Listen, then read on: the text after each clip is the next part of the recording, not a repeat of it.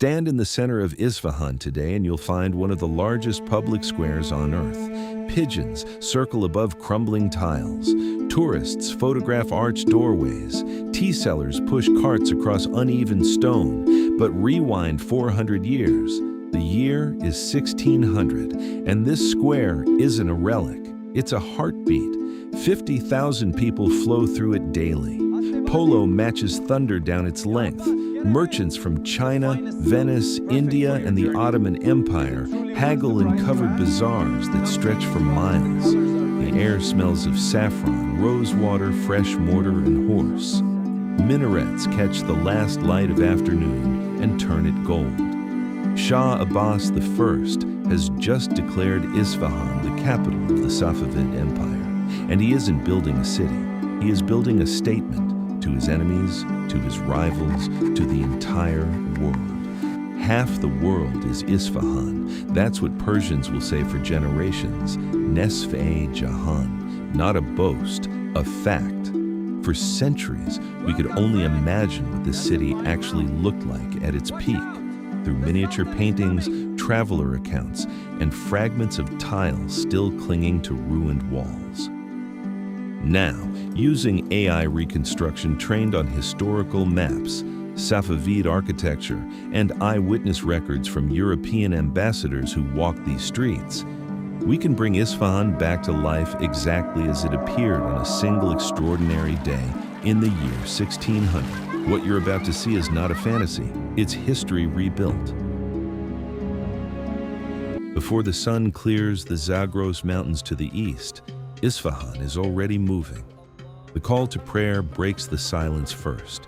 5 voices from 5 minarets, overlapping, rising, filling the sky above 500,000 people. It is the largest city in the world outside of Beijing and Constantinople, and it wakes all at once. Bakers pull flatbread from clay ovens, smoke rises from 1,000 workshops. Along the banks of the Zayandeh River, women beat laundry against smooth stone. Boys drive donkeys loaded with ice, cut from mountain peaks overnight, packed in straw, sold before it melts, through lanes too narrow for a cart. The streets of Isfahan are not straight. They wind, compress, then suddenly open into a courtyard you didn't expect. This is intentional. Shade is survival here. In summer, temperatures exceed 40 degrees. The city is designed to breathe. Mud brick walls 2 feet thick keep interiors cool. Every house turns inward. Blank walls face the street, but behind them, private gardens bloom around reflecting pools. From outside, a merchant's mansion looks like nothing. Step through the door and you find painted ceilings, carved plaster, orange trees, and a fountain that runs all day. Privacy is architecture here. What you show the street reveals nothing about what you have inside. But one place hides nothing. One place is built entirely to be seen. Nothing prepares you for Nakhshi Jan Square. You walk through a covered bazaar, low light, spice smell, voices bouncing off vaulted brick. And then the passage ends, and the square opens before you like a held breath finally released. It stretches 560 meters long, 160 meters wide. The entire thing is enclosed by 2-story arcaded galleries, each arch framing a shop, each shop connected to the next in an unbroken ring of commerce and color. At each end of the square, a monumental gateway. On the western side, the Ali Kapu Palace, its elevated terrace where Shah Abbas watches everything below. On the southern end, the Imam Mosque, its entrance portal rising 27 meters, its twin minarets flanking a doorway covered in 18 million tiles, each one placed by hand. The tile work alone takes your eyes apart. Deep cobalt blue, turquoise, cream white, geometric patterns that repeat to infinity, interlocking stars and hexagons that seem to move when you stare. Persian craftsmen understand something about geometry that Europe won't discover for another century. These patterns aren't decoration. They are theology. the endless repetition of forms suggesting a universe with no beginning and no end. In the morning, the square belongs to merchants. Carpet sellers unroll inventory across the stone. Silversmiths tap metal into trays and candlesticks. A Chinese trader argues with a Persian broker over the price of musk.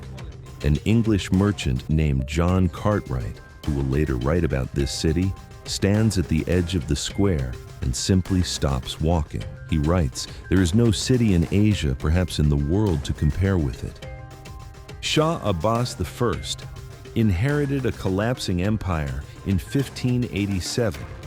The Ottomans were pressing from the west. The Uzbeks were raiding from the northeast. His own commanders were stealing his provinces. The treasury was empty.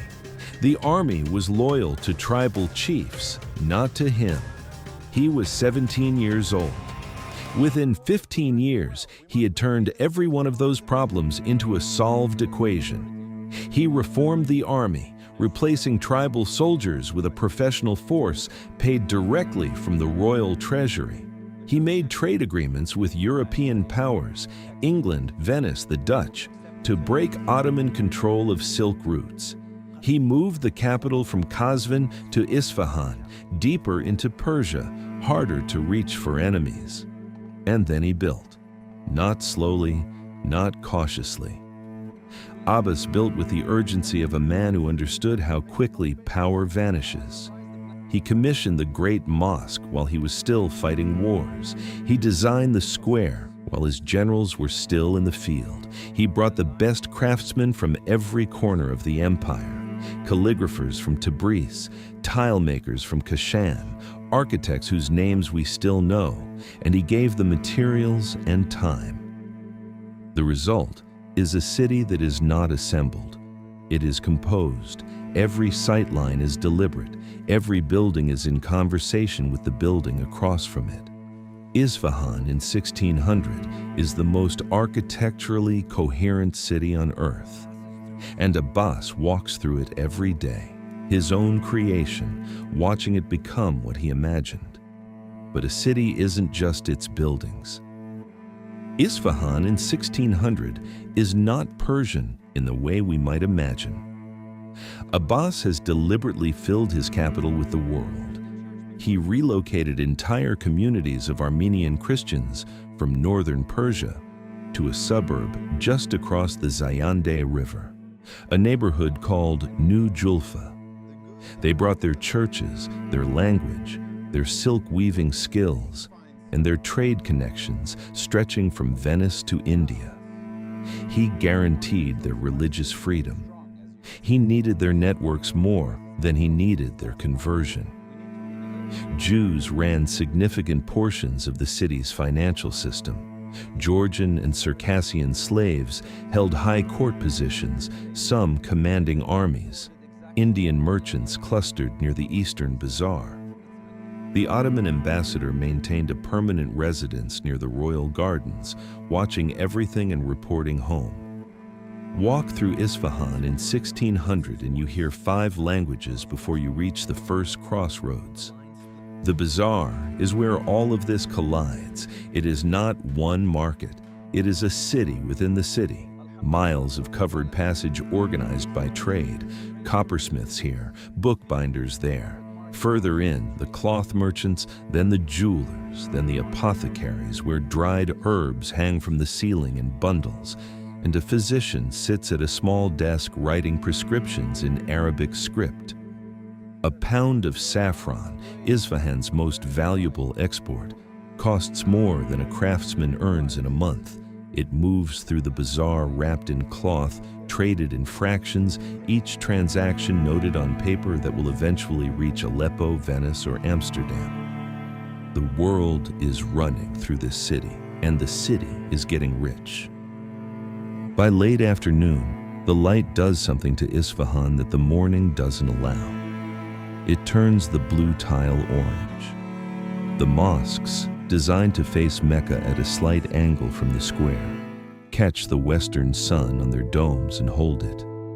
The reflection shimmers on the shallow pool at the base of the Ali Kapu steps.